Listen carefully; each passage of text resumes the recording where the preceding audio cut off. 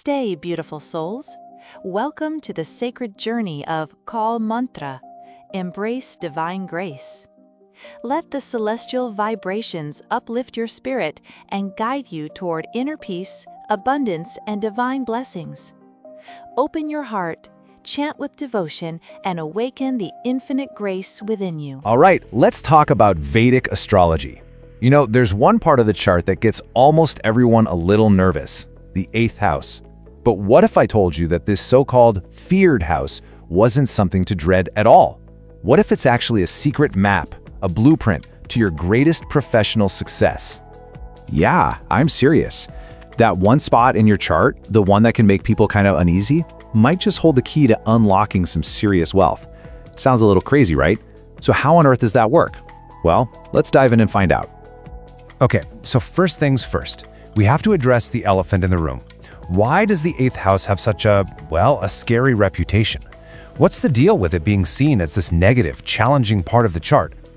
You know, traditionally, this house is all about the heavy stuff. We're talking secrets, huge upheavals, and those sudden, out-of-the-blue changes. And let's be real, nobody loves sudden change. It's uncertain, it's uncomfortable, it's basically the great unknown. And yeah, that's exactly why it gets such a bad rap. But here's the thing, transformation doesn't have to be a bad word. Sure, on one side you've got the common perception, problems, loss, and fear. But on the other side, that's where the hidden potential is. We're talking about real depth, huge financial gains, access to public wealth, and even power. The key is understanding this house has a deep well of potential that, honestly, most people just don't even know is there. Okay, so how do we tap into that? How do we get to all that good stuff? Well, it turns out there's this ancient astrological principle, a kind of secret code that completely flips the script on how we look at the 8th house. And that secret? It's a principle called Bhavat Bhavam.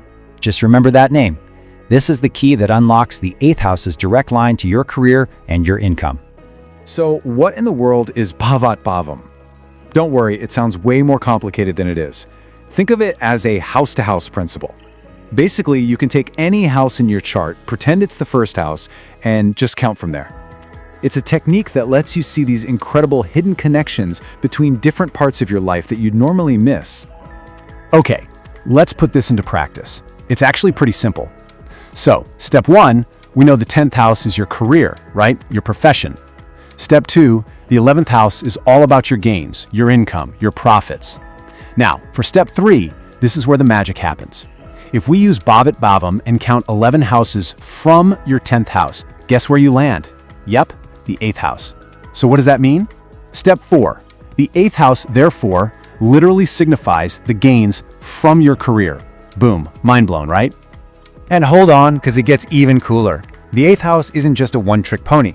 It's also the 10th house from your 11th house. That means it represents the work you have to do to get your income.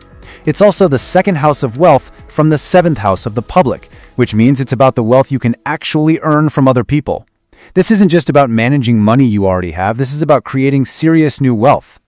All right, now for the really fun part. Let's take all this theory and make it super practical. We're going to build a career map, and we're going to do it using your own birth chart. So where do you start? You look at the zodiac sign that's sitting in your 8th house. Now, to do this, you do need your birth chart, specifically one calculated with your ascendant, or your rising sign.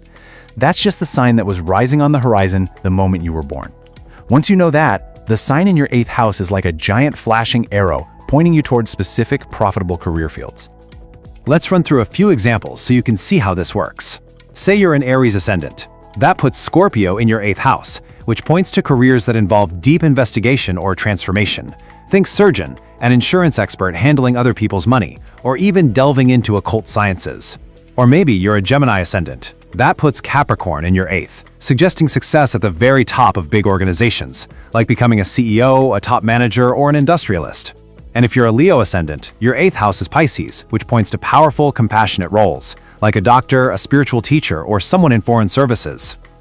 And the possibilities are just so varied. If you're a Libra ascendant, you've got Taurus in the 8th, which is perfect for careers in banking, finance, or anything to do with luxury goods. It can even point to being a social media influencer or an artist. For a Sagittarius ascendant with Cancer in the 8th, it's all about working with the public on a massive scale, maybe as a healer, a property developer, or even a huge social media leader. And for a Pisces ascendant, Libra in the 8th can point to being a judge, a film director, a diplomat, any field where you're balancing things on a large public stage. But, the zodiac sign is really just the first layer of the map.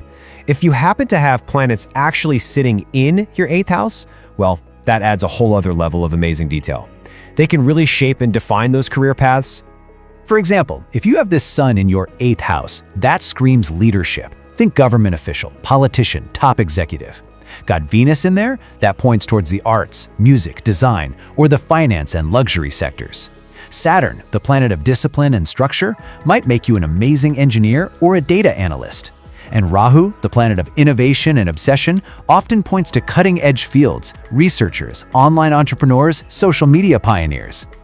Okay, so let's bring this all together. What is the big takeaway from all this? It's this.